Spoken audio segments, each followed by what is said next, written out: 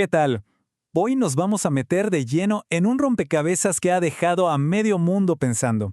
Vamos a desarmar una historia de una riqueza, casi infinita, y a la vez una escasez que cuesta creer.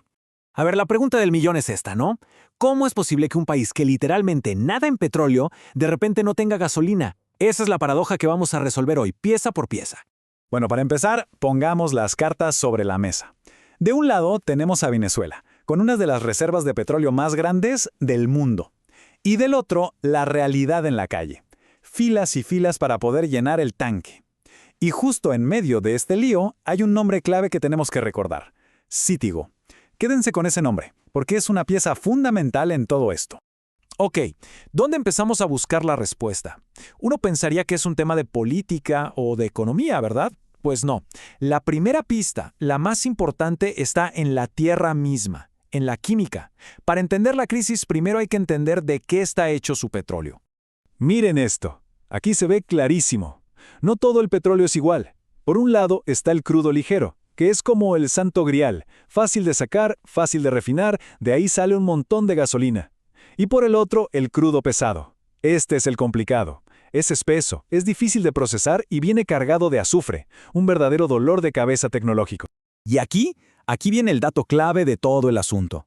La inmensa mayoría del tesoro petrolero de Venezuela, sobre todo el de la faja del Orinoco, es de este tipo, pesado y extrapesado. O sea, el petróleo difícil.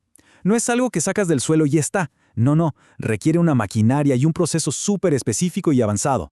Bien, ya sabemos cuál es el ingrediente principal, crudo pesado. Ahora pasemos a la cocina, a la fábrica. Porque para convertir esa materia prima densa y complicada en la gasolina que le ponemos al auto, se necesita una refinería que es otro nivel de tecnología. A ver, refinar petróleo es un proceso con varios pasos. El primero, la destilación, es lo básico. Pero para el crudo pesado de Venezuela, lo que de verdad importa son los pasos que vienen después. La destilación al vacío, el craqueo, que es literalmente romper moléculas gigantes para hacerlas más pequeñas y útiles, y el hidrotratamiento. Sin esos pasos, te quedas con un producto de muy bajo valor. Y sin el último paso, el combustible es tan sucio que no sirve para los motores de hoy. De hecho, hay una frase que lo clava. Sin unidades de craqueo casi no sacas gasolina, y sin hidrotratadores ese combustible no cumple ninguna norma, así de simple. Una refinería básica, digamos normal, simplemente no puede con el petróleo venezolano. Se necesita toda la artillería pesada. Perfecto. Ya sabemos qué se necesita, esa refinería compleja. La pregunta lógica entonces es, ¿qué tal andaban las refinerías que Venezuela tenía en su propio territorio? ¿Tenían lo necesario para hacer el trabajo? Y, este gráfico habla por sí solo. Es tremendo. En papel, el sistema de refinerías de Venezuela estaba diseñado para procesar más de 1.300.000 barriles al día. ¡Una barbaridad! Pero en la realidad, ¿saben a cuánto se desplomó su capacidad?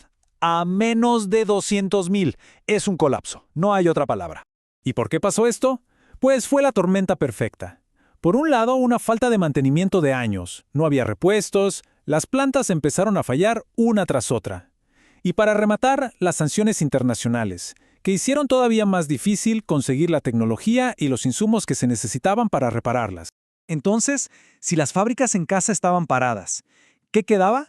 La mirada, por necesidad, se tuvo que volver hacia afuera, hacia el activo más importante que Venezuela tenía en el extranjero, que se convirtió, literalmente, en su única línea de vida energética. Y aquí está el porqué. Miren este número, 750.000 barriles diarios. Esa era la capacidad de Citgo en Estados Unidos. Ahora comparen eso con los menos de 200.000 que funcionaban dentro de Venezuela. Es que Citgo sola podía procesar casi 4 veces más. La diferencia es abismal. Pero ojo, no era solo un tema de cantidad, es que Citgo era la pieza que encajaba perfectamente en el rompecabezas. Sus refinerías no eran cualquiera, eran refinerías complejas, de alta tecnología, diseñadas específicamente para procesar el crudo pesado venezolano. Era la solución técnica y comercial ideal. Era, en pocas palabras, el plan B que se volvió el plan A. Muy bien, ya tenemos todas las piezas sobre la mesa. El tipo de petróleo, la maquinaria que se necesita, el colapso de las refinerías locales y el rol clave de la ayuda externa. Es momento de conectar todo y llegar al veredicto final de nuestro análisis.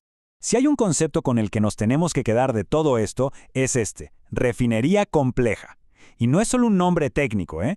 Es la única herramienta, la única clase de fábrica que puede tomar esa riqueza natural, ese crudo pesado y lleno de azufre, y convertirlo en algo tan valioso como la gasolina. Entonces, volviendo a la pregunta del inicio, aquí está la respuesta, en una sola frase. El problema de fondo fue un desajuste brutal. Venezuela tenía el crudo pesado, sí, pero perdió la capacidad de refinarlo. Perdió sus fábricas complejas, tanto las de adentro como el acceso a las de afuera. Y esta línea de tiempo lo resume todo perfectamente. No fue una cosa de un día para otro, fue una cadena de eventos. Todo empieza con la naturaleza de su petróleo, que necesita un trato especial. Luego, viene el deterioro de su propia industria, que ya no puede producir. Eso hace que la dependencia de Citgo sea total, crítica. Y al final, cuando el acceso a ambas opciones se corta, el sistema entero falla. Y ahí es cuando la escasez se vuelve inevitable. Y cerramos este análisis con una pregunta que creo que da para pensar mucho y que va más allá de Venezuela. ¿Dónde está el verdadero valor de un recurso como el petróleo? ¿Está en tenerlo bajo tierra o en tener la capacidad, el conocimiento y la tecnología para transformarlo? Una reflexión interesante, ¿no creen? Gracias por habernos acompañado.